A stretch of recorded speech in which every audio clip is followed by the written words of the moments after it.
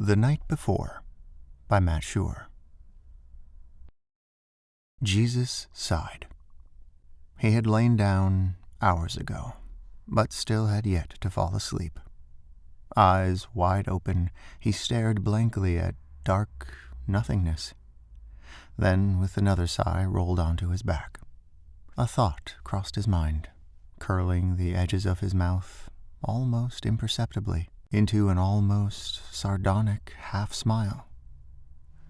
So this is what they call the sleep of the just, he thought. He turned his head to the left. There, not too far away, he could make out Peter's silhouette. Jesus chuckled softly. Peter was easy to pick out in the crowd of sleeping disciples. Yes, he was a big, burly man, the stereotypical Galilean fisherman. But what made it even easier to identify Petros, even with very little light around them, was the snore. In the daytime, James and John may have been the sons of thunder, but Peter's snoring definitely qualified him for that distinction when it came time to sleep. Jesus made a mental note to find a good time tomorrow to tell Peter that play on words he'd appreciate it. But it had to be tomorrow. That intrusive thought erased his smile, bringing him back to where he was and why he couldn't sleep in the first place. Rolling on his side once more, Jesus propped up his head with his left hand and looked around. There, sleeping on the dirt, were James and John, Andrew, Thomas, Philip, Judas. Judas.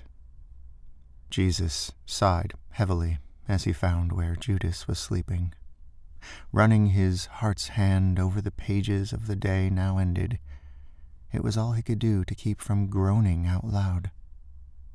The whispers had already started amongst the disciples. They had begun even before the woman had come with the perfume. Jesus smiled again as he remembered the faith of that woman, the tears, that beautifully scented perfume, her hair brushing his feet. And Judas's rebuke. His words had been intended to sting, and they had hit their mark, as the woman had stood there, stunned and speechless. What a waste! The money for that perfume could have gone to help the poor. Judas was right, of course. But he had said the right thing for the wrong reason. Judas knew it. The disciples knew it. Jesus knew it. And sure enough, the whispers had begun. Judas was the keeper of what little money the disciples had, and for some time a few of the others had suspected Judas of skimming his own personal tithe for himself. Yes, Jesus thought, the other disciples were right to distrust Judas, but not for the reasons they imagined. Jesus sighed yet again. Judas wasn't stealing from the communal purse. In fact, Jesus had noticed that the sound of jangling silver had grown a bit louder over the last couple of days. There hadn't been much in there when they had originally arrived in Jerusalem. In fact, he had privately been wondering how they were going to be able to afford the supplies to celebrate the Passover. But not long after the cries of Hosanna had died away, the purse had suddenly become a bit fuller. 30 pieces of silver would be more than enough to take care of things. Jesus knew that the Jewish authorities were looking for a way to have him killed, and as such he'd have to find a way to celebrate the Passover with his disciples in secret. It was of utmost importance that he wasn't found before the Passover. So much was riding on that detail. So why had he sent Judas out to make the initial preparations? Oh, Judas. Common sense dictated that anyone but Judas should be in charge of arranging a safe place for them to meet. But Jesus knew it was right. Judas was good with logistics, with detail. That's how he had ended up in charge of the communal purse in the first place. Who else in the group would have come up with the elaborate but sensible plan Judas had concocted? The next day they would be led to a safe house by a man carrying a jug of water. Why the jug? He would almost certainly be the only man doing so, as carrying the water was normally woman's work. Once there, Judas would give a code sentence to the owner, who would lead them to an upstairs room where everything would be set up in advance for the Passover feast. Jesus smiled. Judas could have a career as a Roman spy, and he had told Judas as much when Judas had explained all the preparations to him earlier that day. But Judas hadn't smiled back when Jesus had said that, nor had he been able to make eye contact. He had just mumbled a quick "thank you," uncomfortably shifting his feet.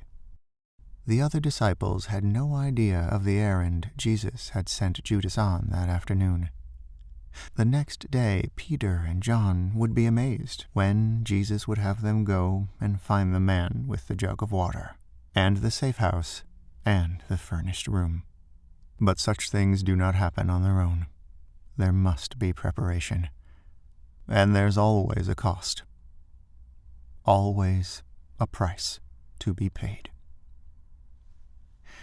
Jesus let his eyes wander again, finding each of his sleeping disciples one by one. He momentarily held his breath, listening. There was no sign of restlessness in any of them, no squirming in their sleep, no movement at all, and no sound, save that of heavy sleep breathing and Peter's snoring. He stood up, carefully making his way over to where Judas lay. Gazing down, he watched Judas sleep. In the moonlight, he saw Judas's eyelids twitch. He must be dreaming, Jesus thought. Then he knelt and prayed. It was a short prayer, but one that came from the very depths of his being. Father, forgive him, for he knows not what he does. He knows not what he does. How could he? How could he have even the slightest inkling that with his precious 30 pieces of silver, he had begun a chain of events that would change the world? How could he know that with the money he had received for Jesus' blood, he had that very day purchased the wine of Jesus' blood and the bread of Jesus' body? That he had bought a Passover lamb with the silver he had received for betraying the true Passover lamb?